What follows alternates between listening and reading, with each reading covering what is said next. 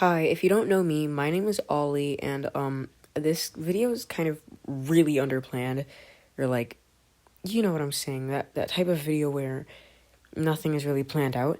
But this video is kind of just trying to show, like, what my OCs are, what they look like, just to show people what they look like, because I did a poll recently that are like, oh, do you want to see how I use my art style, how I draw, and like there was another option for OCs, like my little original characters, and that one won by a lot. So, yeah, this video is just kind of trying to show what my little characters look like. So, yeah, I'll kind of just show them. I'm gonna start off with like the story or like plot. My OCs take place in December of somewhere between 2017 and 2019. The four of them are on winter break and they decide to go out and explore and see some things that they could do during their downtime. They see a flyer for a musical happening at a nearby theater and reluctantly decide to participate.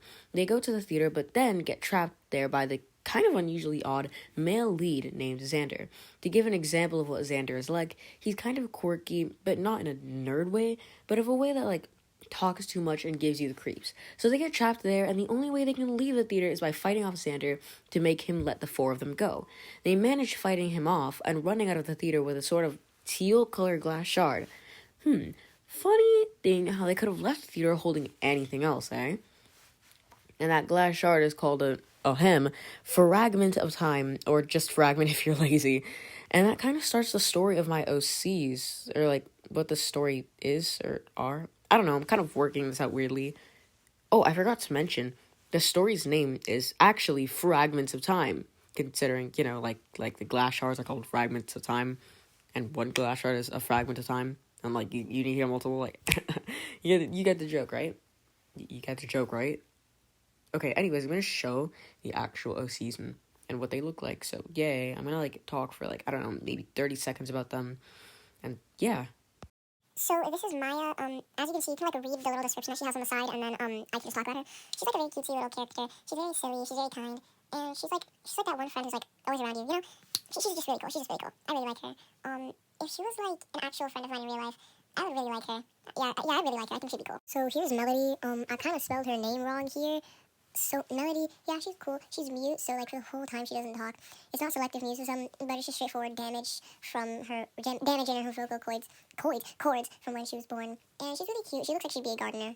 I'd like her, but I wouldn't talk to her as much, honestly, because I like directly talking to people. I don't really like texting that much, but I still do it. So yeah. But I still like her. She's really cute. She's really nice. She's Maya's best friend. Maya's her best friend.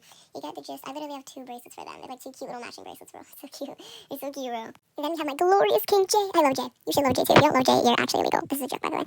So Jay, he's cool. He's kind of an alt kid. Not like alt kid like, oh yeah, he's like extremely gothic. That has 100 like Hello Kitty plushies in his room. No, he's a little emo, but he's actually like really cool. His parents are actually like famous people, but they moved to like a really suburban area, so like stay safe, because you know how it is in the city. It gets dangerous, shootings, haters. So yeah, I wanted to make sense of the fact that his parents are famous, but like not like, oh yeah, he's like getting pictures taken of him every day. He's like an actual human being, high schooler.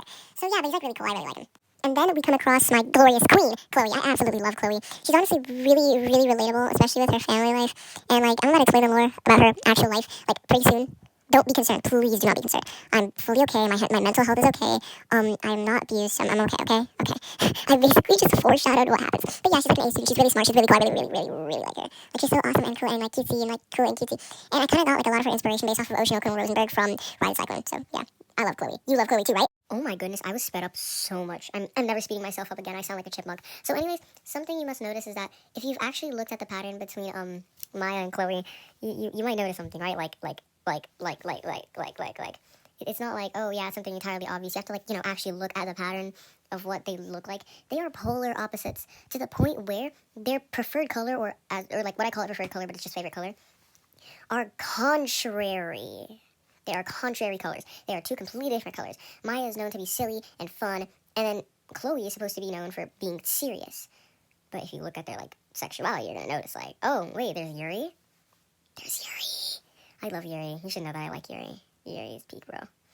So, anyways, Maya and Chloe are there's like a lot of tension between them, but not that much to the point where it takes away from the story, because I really don't like stories where it's like, oh, cool, there's like this and that and this and that, and the story and the lore and everything just builds on top of each other, perfectly aligned, and then like romance just overlaps over it, and then it becomes a hot mess. I don't like stories like that. So it's like there's tension, but not that much tension to the point where it gets annoying. So yeah, there's Yuri. You need to know that? You need to know that? Yeah, okay. I don't know what I'm doing anymore. So remember when I said, oh yeah, I'm going to talk about Chloe's lore. So I'm going to talk about it now, and I'm going to give a little bit of commentary about Chloe's personality. So Chloe is like a genuine version of Natsuki from Doki Doki Literature Club, but is a soon-to-be valedictorian and has the highest GPA in her school due to pressure from family. She's naturally smart and likes learning. Well, I mean, she liked learning until 5th grade when she took a test in her science class and failed. She got a D. And she showed it to her dad and was like, Daddy, I'm sorry, but I failed my test on photosynthesis. And instead of like her dad giving her natural punishment, like timeout, getting grounded, or even getting hit with a belt, he instead decided to make an idea in his twisted mind to disconnect the freezer to make it at least warmer and put on shelter who serves as a punishment for several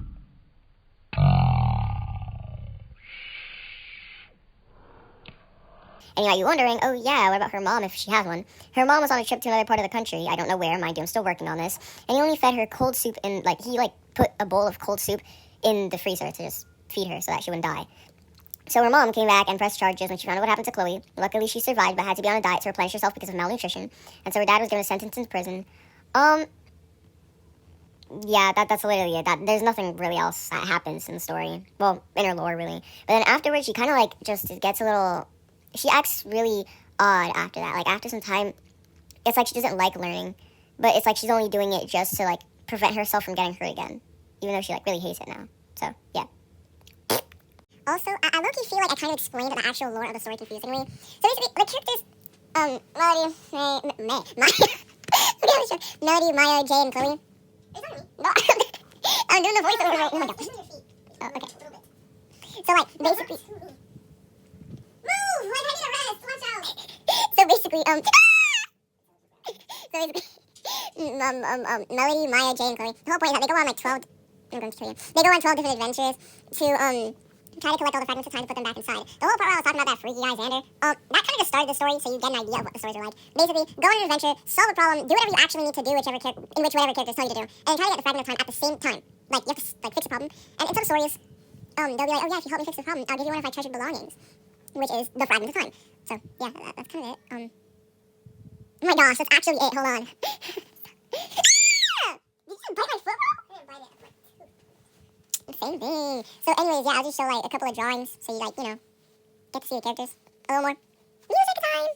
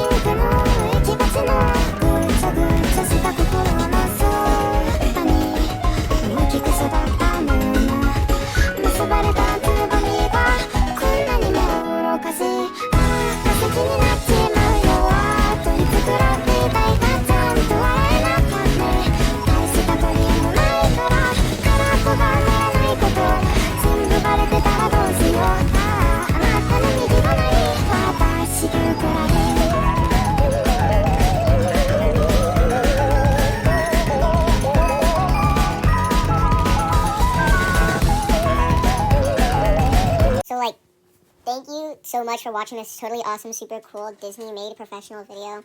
And I'm so happy that you made it this far. I might make a Q&A video if you, like, have questions on my little characters. And, like, yeah, totally, yeah. So, like, just put your questions in the comments, and I'll make a video, because you never know, your question might be someone else's question. So, yeah, basically just put your questions. I'll answer them both in the replies and the video, but I'll put them in the replies after the video, just in case you're, like, I don't know, someone just can't really see it or something.